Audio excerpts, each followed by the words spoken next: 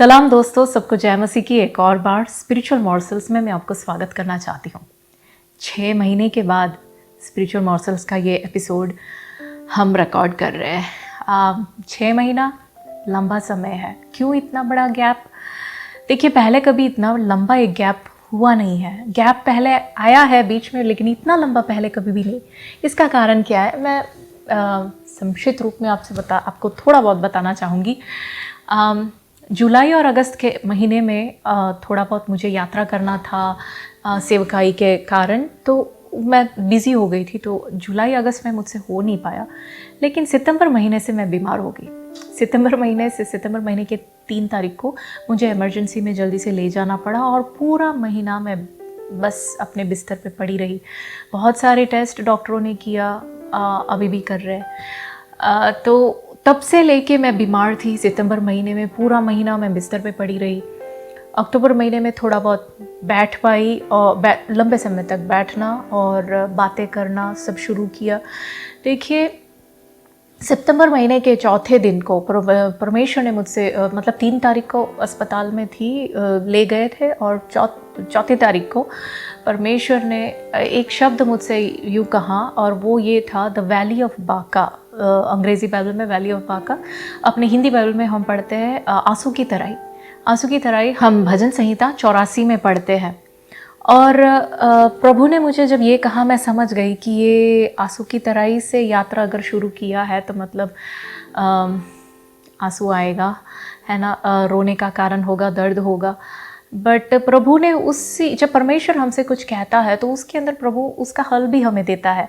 आंसू की तराई के बारे में जब हम पढ़ते हैं, वहाँ ऐसे लिखा है कि blessed are those who strength is in you, जब जिनका बल यहोवा पे है, धन्य है वे लोग जिनका बल यहोवा पे है, क्योंकि जब वे आंसू की तराई से, जब वे रोने की तराई से होकर गुजरते हैं तो वो एक सोते का स्थल उसको बनाते हैं।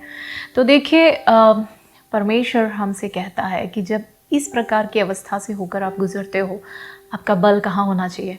प्रभु ने मुझसे कहा, तेरा बल यहोवा पे होना चाहिए, डॉक्टरों की रिपोर्ट पे नहीं, ट्रीटमेंट के ऊपर नहीं, किसी पे भी नहीं। तेरा आसरा, तेरा बल, तेरा विश्वास परमेश्वर पे होना चाहिए। अगर ऐसा हो तो चाहे तराई आंसू की हो, तराई रोने का हो, रोना नहीं, लेकिन परमेश्वर उसको एक सोते का स्थान बनाएगा।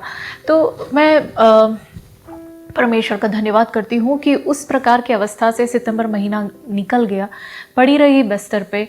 लेकिन अक्टूबर महीने में मुझे पूरा एहसास हुआ कि आंसू की तराई ख़त्म हो गया। आंसू की तराई से जो यात्रा है वो ख़त्म हो गया, लेकिन अभी भी मैं तराई में हूँ, लेकिन ये कोई अलग सी तराई है।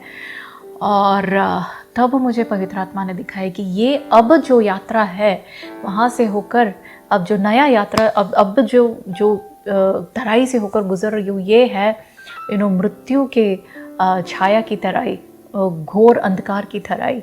ये हम पढ़ते हैं भजन संहिता 23 में, the valley of the shadow of death. देखिए, जब उसमें से होकर गुजरते हैं ना, तो डर लगता है, डर लगता है। और मुझे डर लगा, हाँ जी, मुझे भी डर लगा। मैं ये सब चीज़ों से होकर गुजरी। और देखिए, अक्टूबर महीने में एक बार मैं ऐसे पड़ी थी बिस्तर पे, और मैं प्रभु से शिकायत कर रही थी। मैं ऐसे कह रही थी कि प्रभु यीशु, जब वो 12 वर्ष से जो स्त्री का लहू बहने की बीमारी थी, उसने आके तेरे वस्त्र के छोर को छुआ तो तूने उसे चंगा किया, और तूने ये कहा कि बेटी, तेरे विश्वास ने तुझे चंगा किया है। तो उसका मतलब क्या ये है कि मुझ में विश्वास नहीं है, या मेरा विश्वास उतना कम है जितना उस स्त्री का है कि मैं 1.5 साल से पड़ी हूँ बिस्तर पे? तो मैंने प्रभु से कहा, प्रभु मेरे विश्वास को बढ़ा। उस दिन मैंने कुछ नहीं सुना, लेकिन दूसरे दिन मैंने प्रभु यीशु ने उसी भाग में, मरकुस रचित सुसमाचार 5वें अध्याय के 36वें आयत में जो प्रभु यीशु कहता है, वो मैंने सुना, मत डर, केवल विश्वास रख। मत डर, केवल विश्वास रख। देखिए भाई और बहनों, वो जो बात है, प्रभु यीशु वहाँ पे जो आराधनालय का जो सरदार है, जिसके एक दूसरे पुस्तक में हम उसका नाम याइरोस करके पढ़ते हैं, लेकिन मरकुस के पुस्तक में आराधनालय का सरदार केवल इतना ही लिखा है। तो उस व्यक्ति का जो बेटी है बीमार हो जाती है, तो आराधनालय का सरदार जो है प्रभु यीशु के पास जाता है और विनती करता है कि आके मेरी बेटी को तू चंगा कर। तो प्रभु यीशु उसके साथ उसके घर में जाते हैं, और रास्ते में ये घटना यहाँ पे होती है कि ये स्त्री आके यीशु के वस्त्र के छोर को छूती है और वो चंगाई पाती है। प्रभु यीशु मुड़ के उसको देखते हैं और फिर उससे बात करते हैं, और वो वार्तालाप और वो सब घटना जो होता है, इस यात्रा में थोड़ा सा डिले आ जाता है। तो क्या होता है, इस डिले के दौरान वहाँ पे कुछ होता है। याइरोस के घर में, आराधनालय के सरदार के घर में, उसकी बेटी जो बीमार थी वो मर जाती है।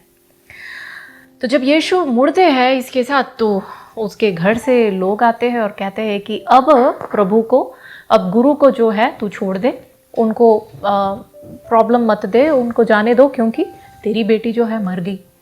ये हम 35वें अध्याय आयत में पढ़ते हैं। मरकुस रचित सुसमाचार 5वें अध्याय के 35वें आयत में उसके घर से लोग आके कहते हैं कि गुरु को अब तंग मत कर, क्योंकि तेरी बेटी मर गई। एक ऐसा समाचार जो कभी कोई बाप सुनना नहीं चाहता, सुनने को तैयार ही नहीं है कि तेरी बेटी मर गई। अब सोच कर देखिए, याइरोस ने उस आराधनालय के सरदार के उसको क्या महसूस हुआ होगा। ऐसे लगा होगा कि पूरे समुद्र के लहरें आके उसको पूरी तरह से डुबो देती है ना, उस तरह का एक अनुभव। क्योंकि मैं उस वक्त उसी अनुभव से होकर गुजर रही थी अपने बिस्तर पे।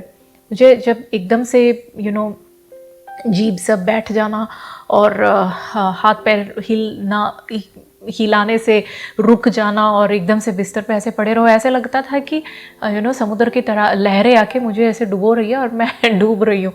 उस वक्त प्रभु यीशु ने उसी शब्द मुझसे भी कहा, मत डर, केवल विश्वास रख, मत डर, केवल। देखिए वहाँ पे क्या होता है, जब ये लोग आके कहते हैं, वहाँ पे 36वें आयत बहुत सुंदर है। वहाँ ऐसे लिखा है कि यीशु ने उनके बातों को अनसुनी कर, ऐसा नहीं है कि नहीं सुना, सुन तो लिया लेकिन इग्नोर मारा, अनसुनी कर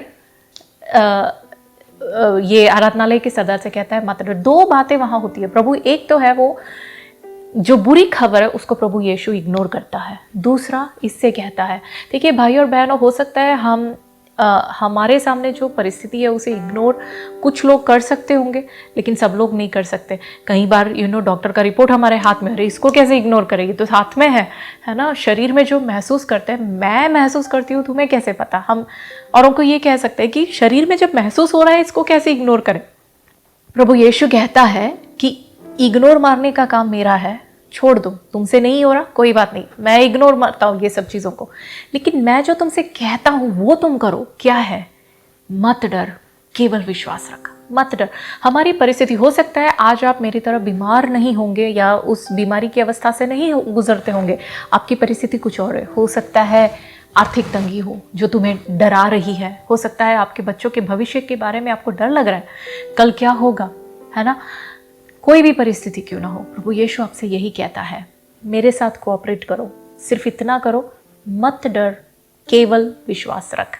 अगर ये तू करेगा तो मेरे हाथ के काम को तू देखेगा।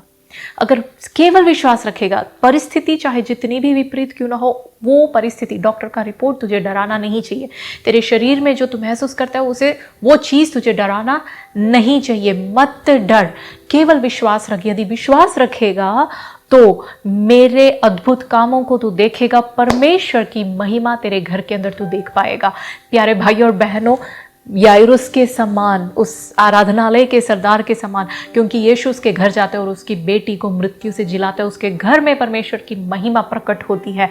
उसी तरह यदि हम भी सिर्फ विश्वास रखेंगे, केवल विश्वास, और कुछ नहीं कहा, केवल विश्वास रख। अगर हम नहीं डरेंगे, अगर हम केवल विश्वास रखेंगे, हमारे जीवनों में भी हम परमेश्वर की महिमा को देखेंगे। हालेलुया। मैं पूरी तरह से इसमें से बाहर निकली हूँ नहीं, अभी भी मैं इसमें से गुजर रही हूँ, लेकिन प्रभु ने अब तक संभाला, अब तक चलाया, यहाँ तक तो मुझे लेके आया, पूरी तरह से बाहर निकालेगा। हालेलुया। पूरी तरह से परमेश्वर की महिमा हम देखेंगे। आप भी, आपके जीवनों में परमेश्वर की महिमा आपके जीवन में प्रकट होएगी। हालेलुया।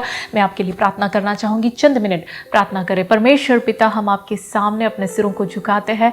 मैं आपका धन्यवाद करती हूँ। हर एक व्यक्ति जो मेरे शब्द को सुन रहे परमेश्वर, हालेलुया, उनके जीवन में चाहे जो भी परिस्थिति से वो गुजर रहे, चाहे वो बीमारी हो, चाहे आर्थिक तंगी हो, चाहे नौकरी में प्रॉब्लम्स क्यों ना हो, हालेलुया, जो भी उनका प्रॉब्लम हो, प्रभु यीशु मैं आपसे मांगती हूँ कि उनके विश्वास को वो खो ना पाए, वो तुझ में बने रहे और परिस्थिति उनको डरा ना पाए। उनको मदद कर पवित्र आत्मा, ताकि वो डरे ना, डरे ना, डर उनके अंदर ना आए, लेकिन विश्वास को पकड़े रहे और परमेश्वर तेरी महिमा उनके जीवनों में तू जल्द से जल्द प्रकट करने जा रहा है। इसलिए मैं तेरा धन्यवाद करती हूँ। प्रार्थना सुनने के लिए धन्यवाद। यीशु के नाम में हम मांगते हैं, आमीन आमीन। God bless you.